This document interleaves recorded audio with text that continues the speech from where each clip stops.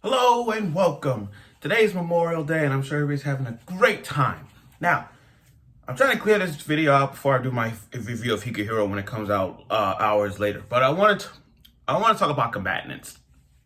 You know, looking at Combatants episode 9, I gotta say, this episode is so stupid. Not stupid in a bad way, but stupid in a good way. I mean, episode 9 of Combatants is so funny to a point where it's just like it had all the elements in this episode, full of misunderstandings and full of fourth wall demolition in this one. And I gotta say, the spotlight in this episode, and I can't express this enough, is Rose. I believe that Rose took the spotlight in this episode by far. Now, you know, last week they had to go to the desert. And that's why this episode now, the desert. So this episode of Combatants is like, what would have happened if they were in the desert? That's it. So without further ado, let's get our review on with Combatants, episode 9. Now, it starts off with them, you know, in the night, in the desert, collecting these little watery sprouts thing. And I love how Alice, still to this day, doesn't believe in magic at all. Like, it's like her don't believe in Harry Potter. Like, she don't believe in the magic of Harry Potter. And and so Grimm is just like, Grimm and Alice share this kind of a rivalry going on with these two. And I like that. So as they were trying to pick these little water things off they got attacked by the sand mole. And all this time they were picking the backs of it. And while they were dragging their buggy, Alice like, jump. We're going to jump. And so they jump and their buggy broke. So now they had to walk through the desert. And this is one of those things where we're like, okay, let's see what happened if they were in the desert throughout the entire week. So process of elimination here. Grimm is definitely out. I mean, she's useless in this episode. There's nothing we could do for Grimm. I mean, she's done. She's out. There's nothing we could do. Like, I'm done. She is out of the question. So we get to see Alice, 6, Rose is carrying Grimm, and there's Snow. And then you look at Alice, who doesn't give two shits about them. Like, the way she's walking through the desert, like, I understand she's an android and all, but damn, it's so hot that she's just like walking like she's just like a regular walk in the desert. I mean, it's too much. 6 is all passing out and everything. And the thing about this episode, you know about development. We talk about characters' development in what respect. And 6 had some development in so many ways. Stuff that you may be surprised about. Okay, so let's see. So they make the tent. So as they walk in, they had to a tent. They made a tent, and he had to get evil points. Now, I understand 6 morals in this one. He understands it's wrong. He didn't want to do it to them. That's development. I mean, he got morals. He got standards. He doesn't want to get evil points. And then 6, Alice is like, 6, Grimm, right there. She's down. So they had to lift her up. They lift her panties up. She lifted her dress. They lift her dress up, and he got evil points. But still in the back of the mind of 6, he's like, this is wrong. I can't do this to Grimm like that.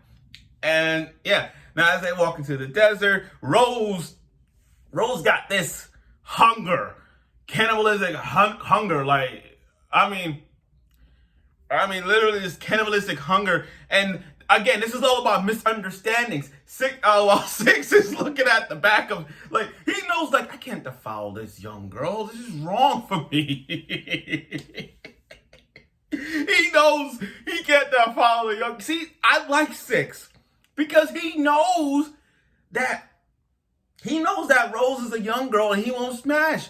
That's like in every harem anime. How many of you guys who watch a harem anime like Sekirei, Sheer Mountain Testament, To Love Ru, Kiss Exist, or any other harem anime, and then in that harem anime, there's this one little girl in the group. There's this one girl in the group. She treats you like a big brother, and you're like, no. See, I like Six because I understand him.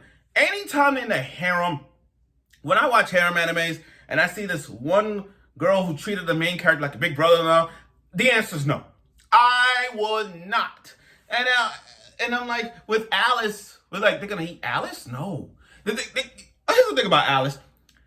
Alice is an android. She can withstand this heat any day. And then she doesn't care about Six and her teammate, to be honest, throughout this whole time in the desert. And I like how they eat. I like how while they were walking in the desert, like, okay, we're hungry. Oh, we're thirsty. They're like, okay, the first thing we'll see, we'll eat it. And the first thing they saw was an ogre. They destroyed the ogre to the point where it's like, here, eat some ogre balls. He's like, not the balls. I don't want the balls. He ate the balls. He ate the balls of an ogre. I mean, I'm not saying that's a bad idea, but hell, if you're gonna survive in the desert, you gotta eat something. I mean, doesn't matter if it's a balls or a penis. You gotta eat something, Six. And so and then later on, Snow passed out. I mean, no, my bad. Before it even happened, Snow and Six had their little fight going on. They were about to fight to get some hero points. And Snow was down. And then Rose came up to Six and that one time. And here's what I talk about. Talk about a fourth wall demolition. Six told Rose, like, wait a minute, we can't eat Snow. I mean, we can't eat Snow. She's a fan service girl. The moment Six said she's a fan service girl, that's breaking the fourth wall right there. I mean, yeah, let's be honest, guys. Snow is fan service. Snow is legit fan service. Of all the girls in Combatants, Snow is definitely fan service girl, just like in Konosuba. And if I look at Konosuba, everyone there is fan service by far. But in the world of Konosuba, who's the most fan service girl? I would say Aqua and Darkness. Aqua and Darkness both have that fan service girl. They both have that fan service thing. Because you got Darkness, who's all like shivery and her boobs and all that stuff, just touching it, all like that BDSM type thing. And then you got Aqua, whose butt been showing the entire time, you know. And you get my point. But still, again, in Combatants, Snow is fan service girl. And there's still indulgence of her anyway. So yeah, I'm pretty sure we all agree that Snow is fan service girl, mostly because of her boobs as well. Now, again, and I love how, by the way, I gotta go back a little bit. I love how when they need some arrow points, Snow took a bullet for the team. She tried to take a bullet. She's like, here, just lift my shirt up. If you want arrow points, just lift it up. Please, just lift it up. Just lift it up. So he didn't want to do it, but then he did it anyway. He's like, lift. Wait, no evil points. Why am I not getting evil points? Oh, because you're doing it on your own free will. You asking for it. It's not like you actually do it. No, you're just doing it on your own free will. So, yeah. Now, I'm so sorry I left that off. Because that was still funny for me when Snow requested herself to be the sacrificial lamb.